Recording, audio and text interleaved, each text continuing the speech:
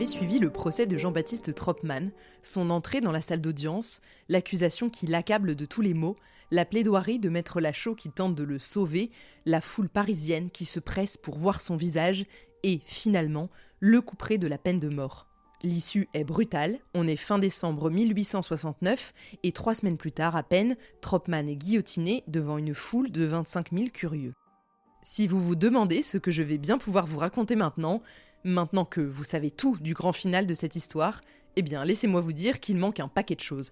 Parce que toute l'affaire ne se résume pas à ce procès, si rapide soit-il. Nous allons plonger dans la préparation, la genèse des crimes. Comment ce jeune ouvrier alsacien de 20 ans est-il parvenu à entraîner la famille King dans un engrenage fatal ? Pourquoi les 8 membres de cette famille lui ont-ils fait confiance ?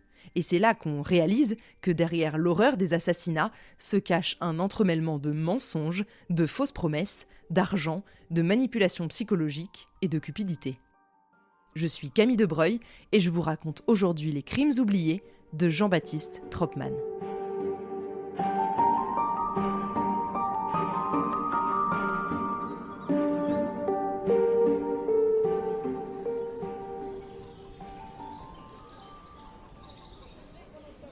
Pour bien saisir la situation, il faut bien entendu revenir avant le procès, avant même la découverte des cadavres en fait. À l'époque, on est au printemps 1869. Jean-Baptiste Tropman a 19 ans et il s'est rendu à Roubaix pour installer des machines que son père Joseph Tropman avait vendues à un industriel local. On se rappelle que le père, inventeur, possédait plusieurs brevets dans le domaine de la filature, de quoi fournir des équipements un peu partout. Et le rôle de son fils Jean-Baptiste est de les installer là où on lui dit d'aller.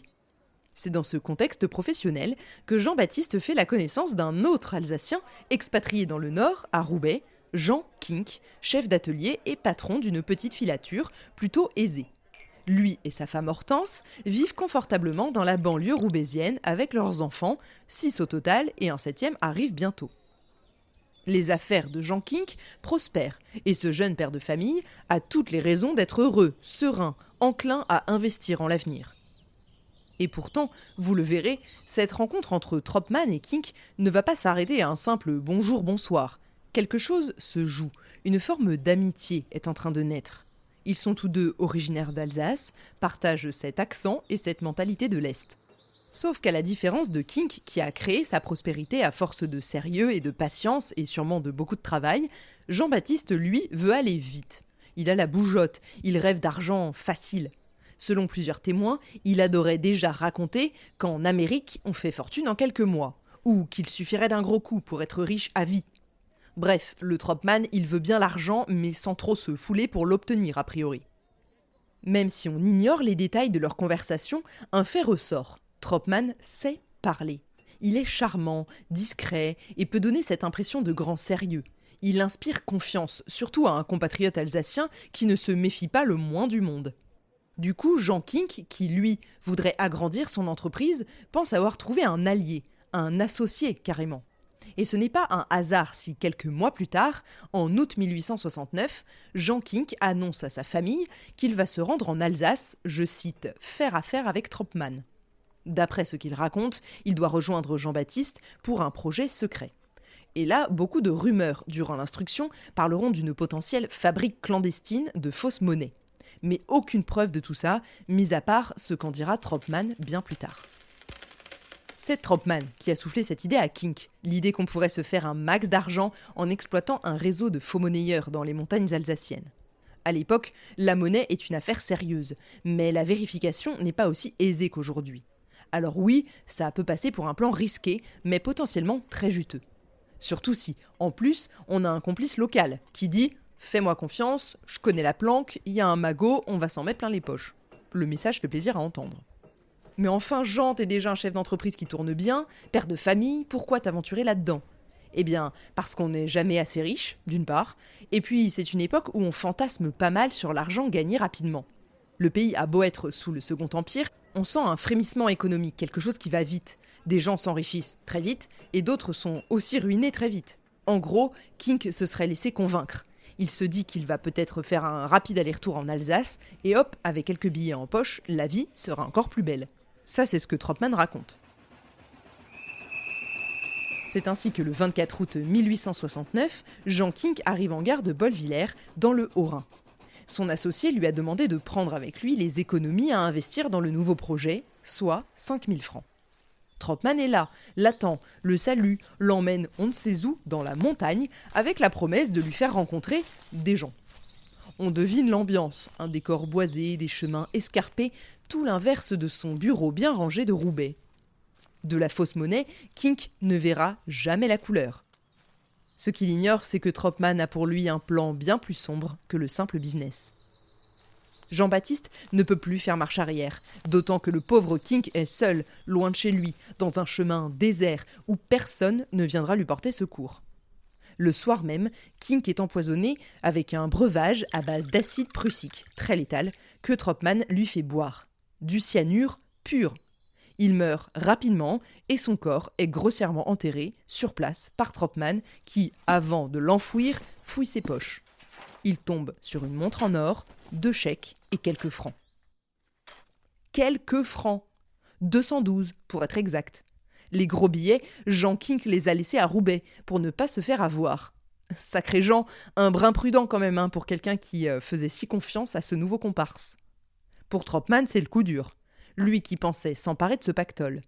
Il comprend qu'il faudra obtenir cet argent autrement. Mais il a déjà sur lui la signature, les papiers d'identité, la montre et des lettres qui prouvent l'identité de Jean Kink. Bizarrement, à ce moment-là, on pourrait croire qu'il prend la fuite. Eh bien non. Tropman veut encore tenter sa chance. Puisque le père n'a pas apporté l'argent, c'est la mère qui va l'envoyer depuis Roubaix ou un autre membre de la famille si elle reçoit une lettre dictée par Jean. L'idée, c'est de se faire passer pour Jean, de demander « Envoie-moi l'argent par mandat, j'en ai besoin pour finaliser un gros coup ». Car rappelez-vous, 1869, on n'a pas un système bancaire ultra sophistiqué. On peut se faire envoyer des sommes par la poste à condition de prouver son identité. Normal. Or, Tropman est loin d'avoir le profil du chef de famille quadragénaire. Le lendemain de l'assassinat du père de famille, Tropman rédige une première lettre à l'intention d'Hortense, la femme de Kink. Dans cette lettre, il prend la plume. « Ici Jean, je suis blessé à la main, c'est mon ami Jean-Baptiste qui écrit pour moi. Il faut que tu envoies 5 000 francs à la poste de Guebwiller. » Ni vu ni connu, le style est maladroit, mais enfin, elle est censée reconnaître la signature imitée de son mari. Hortense, sans trop se poser de questions, exécute la démarche. Sauf qu'une fois Tropman au guichet, on lui rétorque qu'il n'a pas du tout l'air d'avoir l'âge prétendu sur ses papiers d'identité, ceux de Kink. Et c'est la tuile, il ne peut pas récupérer le mandat. Le garçon est têtu. Il élabore un nouveau plan. Faire venir le fils aîné de la famille, Gustave, 16 ans, pour qu'il retire l'argent à sa place. Après tout, s'il signe Kink, il n'y aura pas de doute. Sauf qu'il faut d'abord convaincre la mère Hortense d'envoyer Gustave en Alsace. Et pour ça, il se refait le coup de la lettre dictée. « Je suis toujours souffrant, viens m'aider mon fils, apporte tous les papiers nécessaires, il y a un gros gain de 500 000 francs en jeu grâce à notre associé. » Gustave, un ado qui doit être impressionné par ce père qui n'a pas très souvent révélé ses intentions et qui subitement lui fait miroiter la fortune, saute dans un train pour Guebwiller.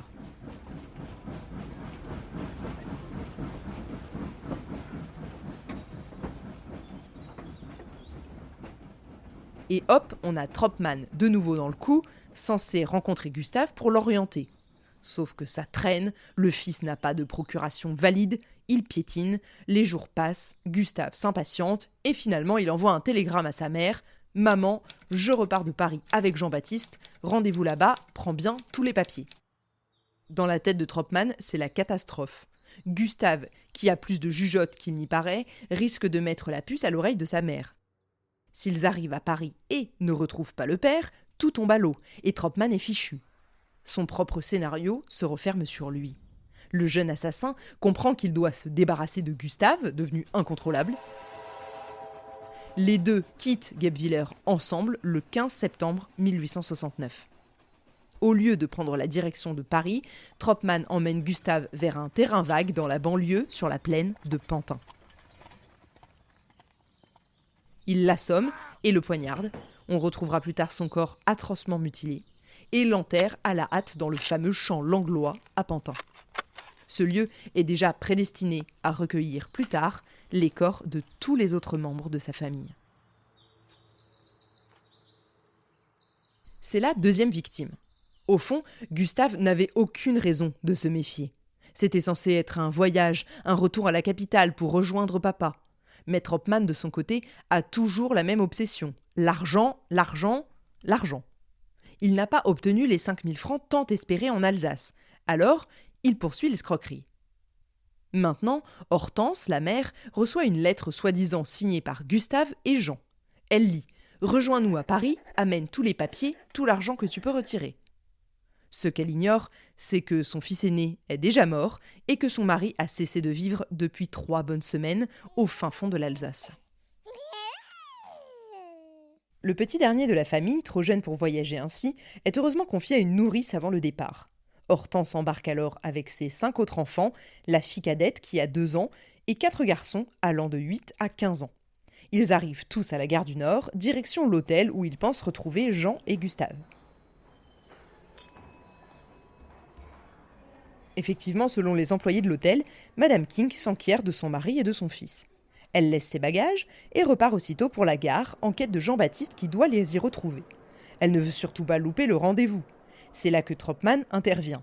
Il les accueille, leur explique que Jean les attend, juste un peu plus loin, dans la plaine de Pantin. Tout le monde monte dans un fiacre pour s'y rendre, heureux de se retrouver. Tropman explique que le coin est un peu isolé, certes, mais c'est parce que Jean a trouvé un logement provisoire. L'effet « bon ami de la famille » fonctionne et personne ne se méfie. Ce qu'il va se passer le soir de ce 19 septembre 1869 est inimaginable. Et très précis, car j'ai en ma possession notamment les rapports d'autopsie de tous les membres de la famille Kink. Je vous raconterai tous ces faits dans le prochain épisode de cette saison.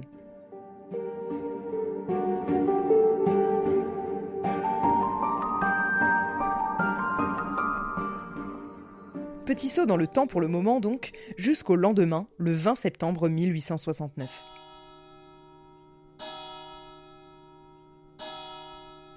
Tropman, après son massacre, quitte la région parisienne avec en poche tout ce qu'il a pu piquer sur les cadavres et avant sur ceux du père et du fils Kink. Il se dirige vers la côte, plus précisément au Havre, déterminé à prendre un bateau pour l'Amérique. L'Amérique, son rêve, son Eldorado tout désigné. Souvenez-vous, depuis le début de cette affaire, je vous le dis, il répète à qui veut l'entendre qu'on y fait fortune en quelques mois. American Dream. Alors même si la situation a tourné au cauchemar, Jean-Baptiste se dit que le meilleur moyen de s'en sortir, c'est encore de filer bien loin, là où la police française n'ira pas le chercher. Voilà comment, en l'espace de quelques jours, on retrouve notre jeune ouvrier alsacien d'à peine 20 ans, rôdant autour des docks du Havre, se renseignant sur les départs de navires, cherchant la bonne occasion de s'embarquer. À ses yeux, c'est l'ultime étape avant d'échapper définitivement à toute poursuite, pour peu qu'on retrouve les corps et qu'on fasse le lien avec lui. Ce qu'il ignore, c'est que la découverte macabre de Pantin, dont je vous épargne les détails pour le moment, a mis toute la police sur les dents. Parce qu'on les a retrouvés, les cadavres. Et pas qu'un peu. Ils sont tous à découvert. L'affaire fait déjà grand bruit. On parle dans la presse de familles massacrées à Paris, alors même que l'identité du ou des tueurs reste inconnue. On suspecte d'abord le père, on imagine un drame familial, puis on commence à évoquer ce mystérieux jeune homme aperçu par un cocher qui témoigne. Bref, toutes les garnisons de France ont très vite entendu parler de ce carnage, et notamment au Havre, important port de départ pour l'étranger. Or, dans la matinée du 23 septembre 1869, Tropman se rend dans un débit de boisson près du quai en compagnie d'un jeune inconnu avec qui il discute. Un gendarme nommé Ferrand, qui fait sa ronde, entre à son tour et repère ce tandem qu'il ne connaît pas. Il aborde donc Jean-Baptiste, demande ses papiers, et là, tout s'emballe. Tropman, dépourvu de documents officiels, sur lui il n'a que ceux de Kink, donc ce serait quand même un peu gros à présenter, et l'enverrait droit vers la guillotine. Il est incapable de justifier son identité. Ferrand s'entend répondre des explications confuses, ajouter à ça un air paniqué, un regard fuyant. Le gendarme décide de le conduire au poste pour vérification. Et oui, l'arrestation du massacreur de Pantin, comme on l'appellera bientôt, elle se fait comme ça, par un contrôle de routine. En route, Ferrand lui lance au détour d'une phrase un commentaire sur le crime de Pantin, qu'on raconte partout dans les journaux. Coïncidence totale. Au fait, vous avez entendu parler de cette histoire, une famille décimée, des enfants, c'est affreux, hein. À la simple évocation de Pantin, Tropman blêmit comme pétrifié. Subitement, il essaie de fausser compagnie aux gendarmes et se jette dans le fleuve pour tenter d'échapper à l'arrestation. Toujours est-il qu'un jeune Kalfa, un ouvrier qui étanchéifie les coques des bateaux, assiste à la scène et, héroïquement sachant nager, plonge pour le tirer de l'eau. In extremis, Tropman est repêché et ramené trempé et désespéré sur la berge. Autant vous dire que pour le gendarme, c'en est fini du doute. Voilà un fuyard qui réagit bien violemment au mot « pantin ». Il le menotte et direction le commissariat.